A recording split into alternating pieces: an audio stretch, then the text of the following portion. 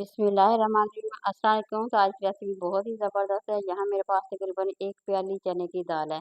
इसी से हम शामी टिक्कियाँ बना के रखेंगे और बहुत ही ज़बरदस्त है, बहुत ही मज़ेदार है। और मैंने इसे 4 घंटे के लिए भिगो कर रख दिया था और अच्छी तरह से 2 से 4 से पानी से हमने धो लेना है ताकि अच्छी तरह साफ़ सुथरी हो जाए। तो हम प्रेशर कुकर में बनाएंगे ताकि फटाफट से झटपट से हमारा काम हो सके। तो यहाँ देखिए मैंने दाल को डाल दिया है, ज़ीरा डाल दिया है और थोड़ी-सी कुटी हुई मिर्च डाल देंगे और थोड़ी-सी हम इसमें हल्दी ऐड कर देंगे, थोड़ा-सा हम इसमें नमक ऐड कर देंगे। तो ये देखिए थोड़ा-सा हम इसमें नमक डाल दिया है, 1 गिलास तकरीबन पानी डालना है। ज़्यादा नहीं डालेंगे क्योंकि हमने कुकर में गलानी है, इसलिए बहुत ही कम पानी में हम इसे गलाएँगे और ये सिर्फ़ 10 मिनट में। और ये देखिए थोड़ा-सा हमने इसमें अदरक लहसुन का जो पेस्ट होता है वो इसमें ऐड कर देंगे। तो ये देखिए कुकर को मैंने बंद कर दिया था, सिर्फ़ 10 मिनट का टाइम देना है, ज़्यादा नहीं। जब भी आप लोगों ने बनाना है तो टाइम को देख के घड़ी पे देखें 10 मिनट का टाइम हो गया है। तो सेम अगर आप इसे 10 मिनट का टाइम देते हैं तो यकीन करें परफेक्ट ज़बरदस्त इसी तरह का आप लोगों का मसाला बन के रेडी हो जाएगा। तो ये देखिए आलूओं के साथ बनाया मैंने यहाँ पे 3 अदद आलूओं को उबाल लिया था अच्छी तरह से। उबाल के अब हम इसे अच्छी तरह से क्रश कर लेंगे। तो इस तरह अगर आलू डाल के हम बनाते हैं तो यकीन करें ये गोश्त को भी पीछे छोड़ देगी, इतनी टेस्टी बनेगी, इतनी मज़ेदार बनेगी।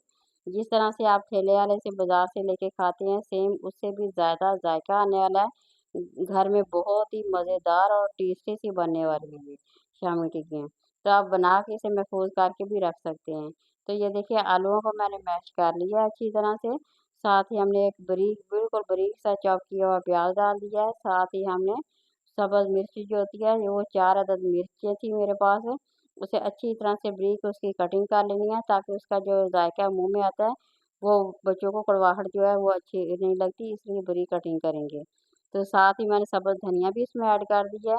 और बाकी ये देखिए ये जो दाल थी मैंने चम्मच की मदद से मैश कर लिया क्योंकि कुकर में गलाई हुई थी, इसलिए ये बहुत ही जल्द मिनटों में फटाफट से गल गई है और चम्मच की मदद से बिल्कुल मैश हो गई है। तो अब हम बाकी के मसाले इसमें ऐड कर देंगे, कुटी हुई मिर्च ले लेंगे तकरीबन हाफ़ चम्मच लेंगे।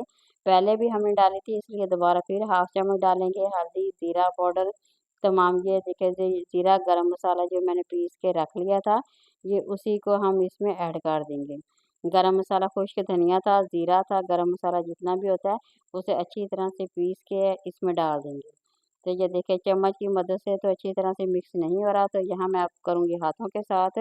हाथों के साथ बहुत ही ज़बरदस्त सा हो जाता है मिक्स, बहुत ही आसानी के साथ हो जाता है। तो इसलिए मुझे वैसे भी हाथ से काम करना बहुत ही अच्छा लगता है, तो मैं यहाँ पे हाथों से करूँगी।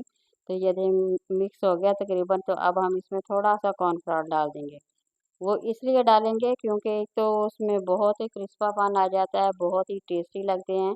तो अगर आप लोगों के थोड़ा-सा नरम है तो वो भी उससे अच्छे हो जाएँगे, मज़ेदार से हो जाएँगे। डालना चाहते हैं तो डालें, अगर ना भी डालें तो कोई फ़र्क नहीं पड़ेगा इससे। तो मगर थोड़ा-सा इसमें डालेंगे तो वो ज़्यादा बेहतर बनेंगे, ज़रा क्रिस्पीपन आ जाएगा।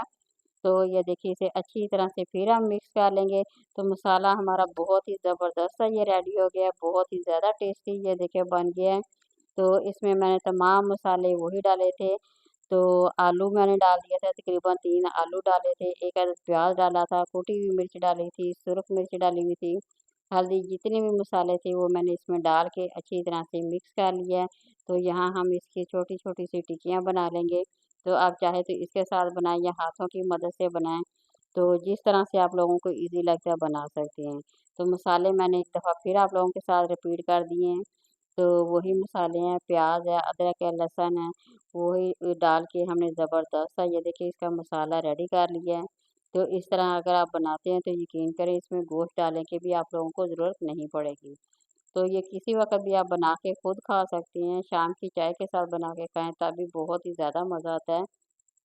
तो इसलिए इस तरह अगर आप लोग एक दफ़ा बना के ट्राई करते हैं, तो यकीन करें बहुत ही ज़्यादा टेस्टी बनने वाली है। तो ये देखें माशाल्लाह लुक देखें कितनी प्यारी है, सेम वैसे ही जैसे वो बाहर ठेले वाले लेके बैठे होती हैं, सेम वैसे ही शक्ल इसकी आई है, वही माशाल्लाह बिल्कुल गलाई में भी वैसी है। यहाँ मैं आप लोगों को हाथों से भी बना के दिखाऊँगी, हाथों से भी सेम वैसी बन सकती है, जिस तरह से मैंने पहले बनाई है।